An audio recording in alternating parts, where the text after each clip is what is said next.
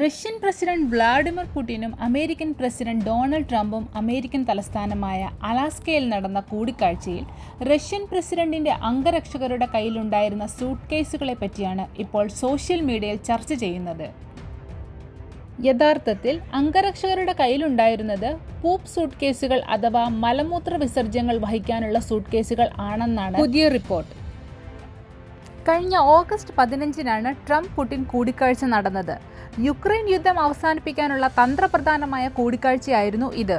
ഇതിനിടയിൽ മാധ്യമശ്രദ്ധ ആകർഷിച്ചത് പുടിന്റെ അംഗരക്ഷകർ വഹിച്ചിരുന്ന suit കേസുകളിലാണ്. Putin അലാസ്കയിലെ വിമാനത്താവളത്തിൽ വന്നിറങ്ങിയതു മുതൽ ചർച്ചകൾ നടന്ന അമേരിക്കൻ സൈനിക താവളം വരെ പുടിന്റെ അംഗരക്ഷകർ ഇത് വഹിച്ചിരുന്നു. എന്തിനാണ് പുടിന് പിന്നാലെ ഇത്രയും സൂട്ട് കേസുകളുമായി ഇത്രയും ആളുകൾ നടക്കുന്നത് എന്നായിരുന്നു സോഷ്യൽ മീഡിയയുടെ പ്രധാന ചോദ്യം. ഈ വാർത്തയെ അടിസ്ഥാനമാക്കി ബ്രിട്ടീഷ് മാധ്യമമായ എക്സ്പ്രസ് ഒരു റിപ്പോർട്ട് പ്രസിദ്ധീകരിച്ചു. പുടിൻ എത്തിയത് മലമൂത്ര വിസർജ്യങ്ങൾ ശേഖരിക്കാനുള്ള പെട്ടികളുമായാണ് എന്നാണ് എക്സ്പ്രസ് റിപ്പോർട്ട് ചെയ്തത്.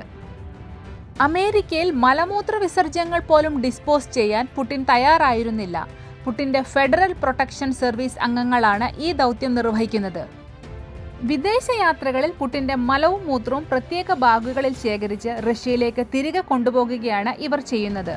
2017-ൽ ഫ്രാൻസ് സന്ദർശിച്ചപ്പോഴും പൂപ്പ് സൂട്ട് കേസുകളുമായാണ് അംഗരക്ഷകർ പുടിനോടൊപ്പം ഉണ്ടായിരുന്നത്.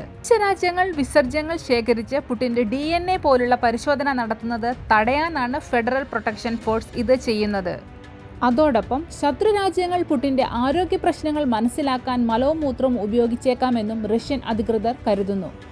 പുടിന് ഹൃദ്രോഗം, പാർക്കിൻസൺസ്, ക്യാൻസർ മുതലായവ സ്ഥിരീകരിച്ചതായി പറയപ്പെടുന്നു. അതിനോടൊപ്പം പുടിനെ ബാധിച്ചിട്ടുള്ള ഏതെങ്കിലും മാരക രോഗം മറച്ചുവെക്കാനാകും ഇങ്ങനെ ചെയ്യുന്നത് എന്നും വിദഗ്ധർ ചൂണ്ടിക്കാട്ടുന്നു. പുടിൻ കഴിക്കുന്ന മെഡിസിൻസ്, ഹോർമോണൽ ട്രീറ്റ്മെന്റുകൾ, റേഡിയേഷൻ തെറാപ്പി എന്നിവ മലം ടെസ്റ്റ് ചെയ്യുന്നതിലൂടെ തിരിച്ചറിയാനാവും. മലവും മൂത്രവും പരിശോധിക്കുന്നതിലൂടെ ഇത് പുറത്തായേക്കാം. അതിനാലാണ് പ്രത്യേക സ്യൂട്ട് കേസുകളിൽ മലവും മൂത്രവും പോലും റഷ്യയിൽ തിരികെ എത്തിക്കുന്നത്.